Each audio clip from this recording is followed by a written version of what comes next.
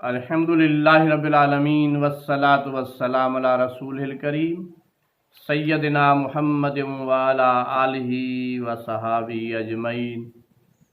औज़ु बिल्लाहि मिनश शैतानिर रजीम बिस्मिल्लाहिर रहमानिर रहीम। खुलासा तरावी सूरह कहफ। इसका नाम इस हवाले से है कि ये सूरत जिसके अंदर असहाबे कहफ का जिक्र भी मौजूद है और ये सूरत भी मक्की सूरतों में से एक है और इसके अंदर भी अल्लाह तबारक तआला ने सबसे पहले अपनी तारीफ के साथ सूरत का आगाज़ फरमाया है। अल्हम्दुलिल्लाहि अल्लज़ी अनज़ल अला अब्दिल किताब वलम यजअल लहू एवजा। तारीफ अल्लाह तबारक व ताला के लिए है जिन्होंने अपने बंदे पर किताब नाज़िल की और इस किताब में अंदर किसी किस्म का टेढ़ नहीं है। ये हिदायत है, ये बशारत है अहले ईमान के लिए। इसके अंदर इंज़ार मौजूद है और वो लोग जो अल्लाह ने किसी को बेटा नहीं बनाया उनको इस बात का उन्हें कोई इल्म है न उनके बाप दादा को था। ये बड़ी बात लोग कह रहे हैं कि अल्लाह के साथ किसी को बेटा बना दिया जाता है। इसकी मज़म्मत की गई कि झूठी और मनगढ़ंत बात है जो कर रहे हैं। आप सल्लल्लाहु अलैहि वसल्लम मक्कतुल मुकर्रमा के इंसानों की जो रविश थी दावत हक के मुकाबले में उससे सख्त परेशान थे।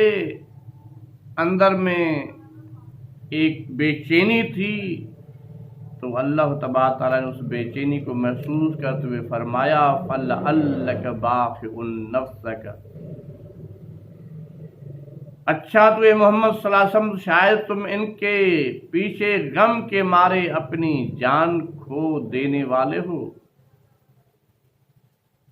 यानी ये हुजूर अकरम सल्लल्लाहु अलैहि वसल्लम रहमतुल आलमीन की एक कैफियत बयान की गई कि उनका हाल ये है। लेकिन अल्लाह तबारक तआला ये बात बताना चाहता है कि हिदायत आपके हाथ में नहीं है, हिदायत मेरे हाथ में है और इनमें कौन बेहतर अमल करने वाला है। आखिरकार इस सब को हम एक चटेल मैदान बना देने वाले हैं। ये जो कुछ भी करें लेकिन फैसला इस बात पर होगा कि ऐसन अमाल किसके हैं, अच्छे अमाल किसके हैं। जो कुछ करता है अपने लिए करता है। उसके बाद फिर उस बात का जिक्र होता है असहाबे कहफ का कि कुछ नौजवान थे जो अल्लाह तबारक तआला पर ईमान लाए थे और अल्लाह तबारक तआला ने उन्हें हिदायत बख्शी थी। वो हिदायत याफ्ता लोग थे लेकिन बस्ती वालों ने उन्हें इतना तंग किया, इतना परेशान किया कि बिलाखिर वो बस्ती से निकल खड़े हुए और एक गार में चले गए और वहां गार में कई 100 साल रहे और उनका कुत्ता भी उनके दरवाजे पर बैठा रहा। तो लोगों में ये बातें मशहूर थीं कि उनकी तादाद क्या है। तो अल्लाह तबारक तआला ने के कुरान ने इस बात का कहा कि तादाद का मालूम करना ये कोई ऐसी अहम बात नहीं है।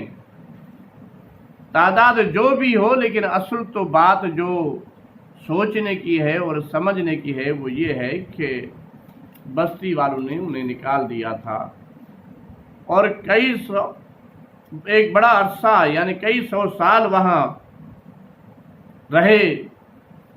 तकरीबन 2-3 साल का वक्त उन्होंने वहाँ गुजारा। उसके बाद जब उनकी आंख खुली तो जाहिर है बाहर निकले तो बादशाहियाँ तब्दील हो गई थी, हालात तब्दील हो गए थे। तो लोग उनको देखकर बड़ी अजीब कैफियत महसूस करने लगे और बिलाखिर फिर दोबारा भागकर गार में आ गए और गार में उन पर मौत तारी हो गई। और उसके बाद फिर उन लोगों में 2 गिरोह पैदा हुए। एक का ख्याल था कि बस दीवार चुन ली जाए اور ایک مشرکین کا گروہ تھا جو کہہ رہے تھے کہ ان کو بڑا مقبرہ بنا کے اور کوئی عبادت گاہ بنائی جائے۔ تو یہ دو کردار سامنے تھے جو وہاں، کچھ اور لوگ کہتے ہیں کہ 7 تھے اور 8واں کا کتا تھا۔ میرا رب ہی بہتر جانتا ہے وہ کتنے تھے، کم ہی لوگ ان کی صحیح طرح جانتے ہیں۔ بس تم سرسری بات سے بڑھ کر ان کی تعداد کے معاملے میں لوگوں سے بحث نہ کرو، نہ ان کے متعلق کچھ پوچھو۔ اور کس چیز کے بارے میں کبھی یہ نہ کہا کرو میں کل یہ کام کروں گا۔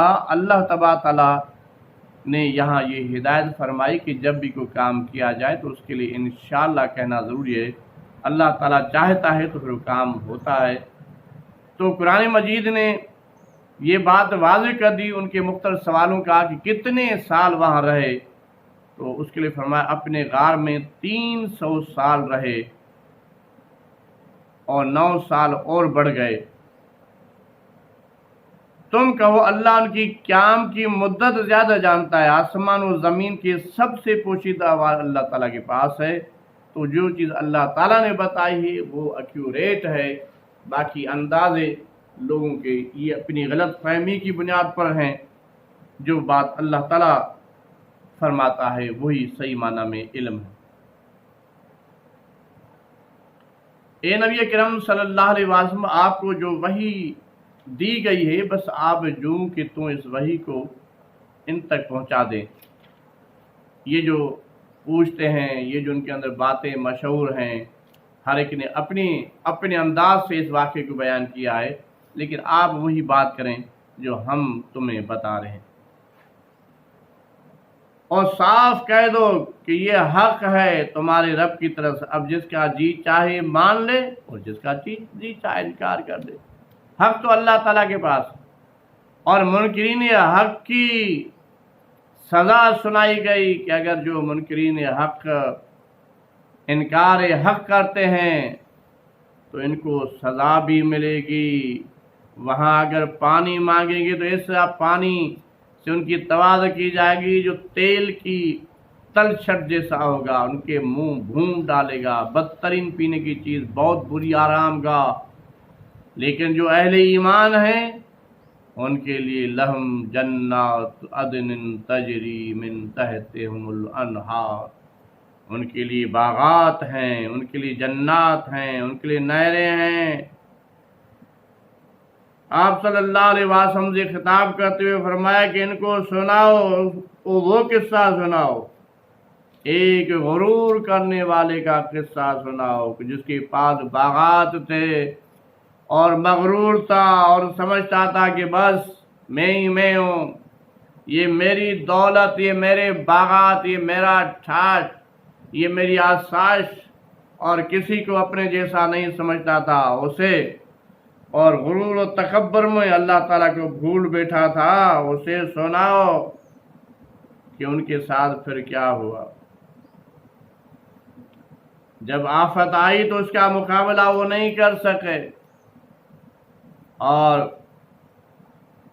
اے نبی صلی اللہ علیہ وسلم، میں نے حیات دنیا کی حقیقت اس مثال سے سمجھاؤ کہ آج ہم نے آسمان سے پانی برسا دیا تو زمین کی پود خوب گھنی ہو گئی، کل وہی نباتات بھس بن کے رہ جائے جسے ہوا اڑا لیے پھرتی ہے۔ اللہ تعالیٰ اس چیز پر قادر ہے کہ ایک دن باغات تمہیں نظر آئیں اور دوسرے دن معاملہ بالکل اس کے الٹ ہو۔ تو یہ المال والبنون زینت الحیات الدنیا والباقیات الصالحات خیر عند ربک ثوابا وخیر عملا۔ یہ چیزیں دنوی چیزیں عارضی ہیں، ان کی کوئی حیثیت نہیں ہے، باقی رہنے والی چیزیں نیکیاں ہیں۔ باقی چیزیں جو ہیں وہ کوئی حیثیت نہیں ہے۔ حیثیت کس چیز کی ہے؟ عمل صالح کی حیثیت ہے، حق کی حیثیت ہے، سچ کی حیثیت ہے، اللہ کی آیات کی حیثیت ہے۔ مجرمین اپنا کتاب سے ڈر رہے ہوں گے جب مجرمین کو کتاب دی جائے گی، کتاب مل جائے گی اور اس میں ہر چیز لکھی ہوگی، صغیرۃ ولا کبیرۃ الا احصاها، اور وہ ساری چیزیں دیکھ لیں گے، اپنا جو انہوں نے رب کے ساتھ ذرا ظلم کیا تھا اس ظلم کا نتیجہ وہ خود دیکھ لیں گے کہ آج جو ان کے ساتھ ہو رہا ہے وہ سب ان کی اپنی ہاتھ کی کمائی ہے۔ اور یاد کرو جب ہم نے ملائکہ سے کہا تھا کہ آدم کا سجدہ کرو، شیطان نے کہیں نہیں کیا، جو جن تھا جنوں میں سے تھا اطاعت سے نکل گیا، اور ظالم یہ ظالموں میں شامل ہو گیا، ظالم ہو گیا، حق سے تجاوز کر گیا۔ اور میں نے آسمان و زمین پیدا کرتے وقت ان کو نہیں بلایا، نہ خود ان کی اپنی تخلیق میں نے شریک کیا تھا۔ میرا یہ کام نہیں ہے گمراہ کرنے والوں کو اپنا مددگار بنایا کروں۔ کہ یہ لوگ جو گمراہی پھیلاتے ہیں، شرک پھیلاتے ہیں، دوسرے معبود بناتے ہیں، اللہ نے فرمایا کہ زمین و آسمان یہ جو کچھ میں نے پیدا کی اس میں کسی اور سے میں نے مدد نہیں لی، ان کو اپنے ساتھ نہیں ملایا، یہ میری اپنی قدرت ہے۔ اور اسی لیے ہم نے اس قرآن میں لوگوں کو طرح طرح سے سمجھایا، مگر انسان بڑا جھگڑالو واقع ہوا ہے۔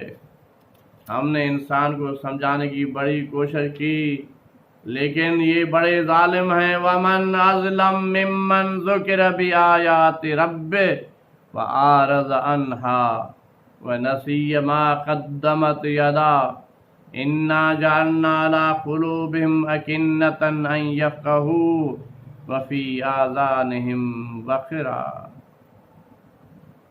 کہ ان سے بڑا ظالم کون ہوگا جو اللہ کی آیات سے گھبراتے ہیں، پریشان ہوتے ہیں اور کانوں میں گرانی محسوس کرتے ہیں اللہ کی آیات سے، جو رحمت کی آیات ہیں، جو انسانیت کی رہنمائی اور بھلائی کے لیے آیات ہیں۔ ان کا یہ رویہ بڑا خطرناک رویہ ہے۔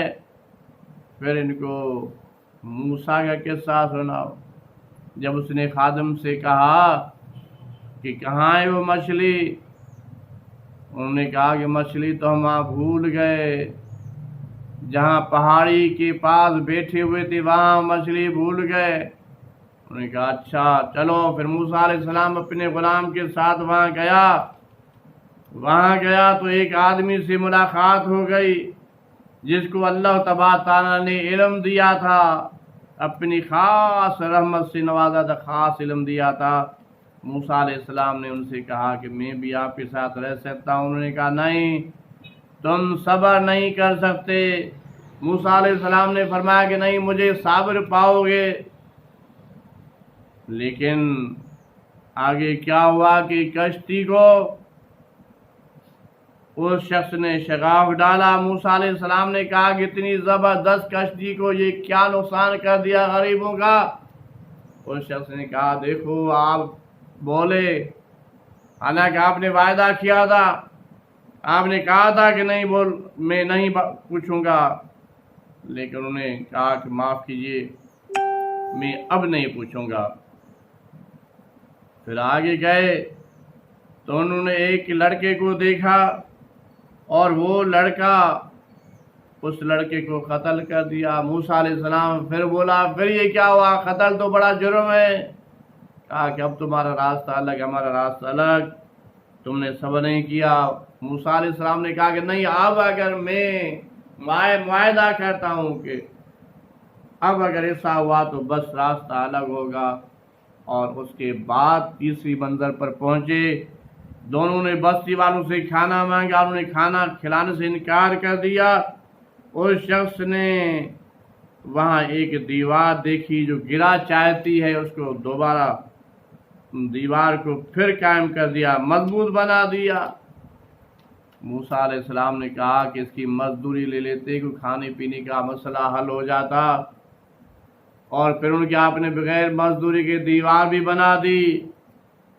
کہا کہ دیکھو آپ صبر نہیں کر پائے، اب میں آپ کو بتاتا ہوں کہ جس کشتی کو میں نے سوراخ کیا اس لیے کیا تھا کہ ایک بادشاہ کا لشکر آ رہا تھا اور کشتیاں چھین رہے تھے، تو یہ غریب لوگ کیسے گزر کر سکتے تھے، اس لیے اب عیب کے بعد ان کی کشتی بچ گئی۔ میں نے نابین کو، میں نے ایک لڑکے کو قتل کر دیا اس لیے کہ اس کے والدین ایمان والے تھے، یہ بڑا ہو کر ان کے بدنامی کا سبب بنتا۔ اور میں نے ایک دیوار تعمیر کی، اس لیے تعمیر کی کہ وہ 2 یتیم بچوں کا خزانہ تھا، اس کو محفوظ کر لیا کہ جب بڑے ہوں گے تو پھر اللہ تبارک تعالیٰ ان کو وہ سجائی دے گا کہ خزانوں کے کام آ جائے گا، ورنہ آج یہ نہ بناتا تو یہ خزانہ کچھ اور لوگ لے جاتے۔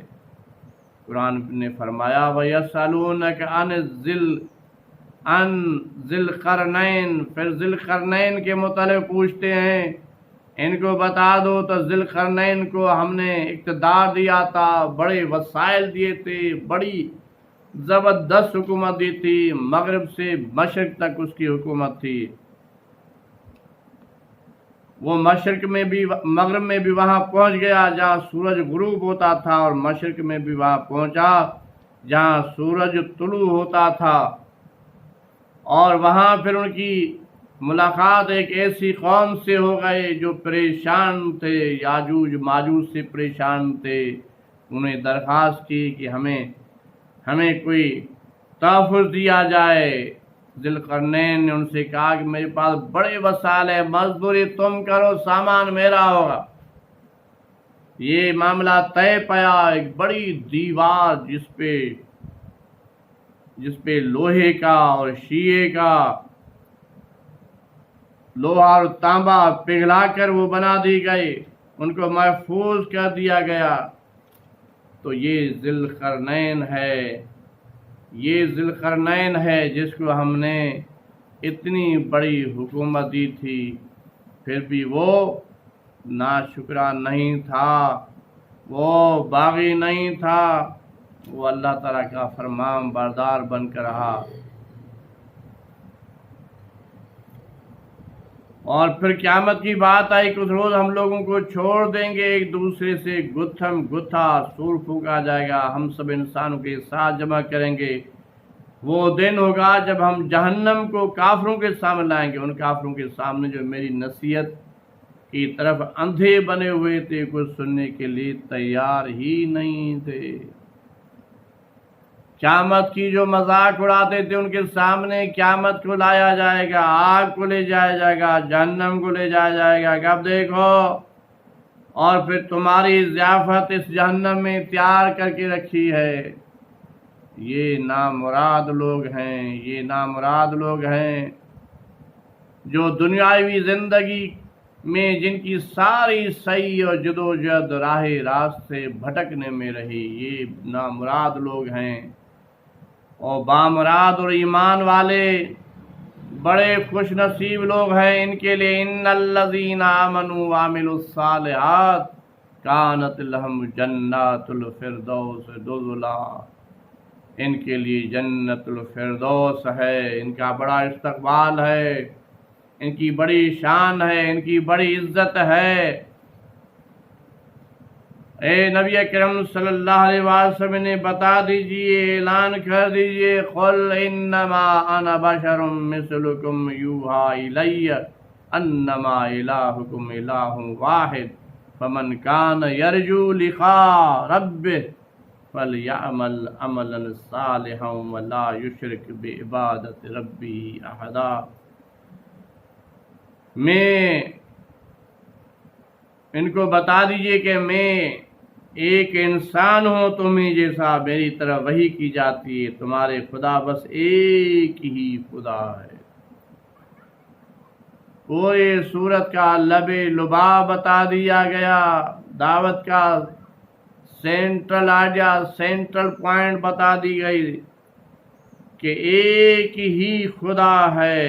اپنے رب کی ملاقات امیدوار ہو، اسے چاہیے کہ نیک اعمال کرے۔ میں اپنے رب کے ساتھ کسی اور کو شریک نہیں کر سکتا، لا یشرک بعبادت ربہ احدا، اللہ تعالیٰ احد ہے، میں کسی کو شریک نہیں کر سکتا، آؤ میری اس دعوت پر لبیک کہو اور اللہ تبارک تعالیٰ کی جنت حاصل کر لو۔ وآخر دعوانا ان الحمد للہ رب العالمین۔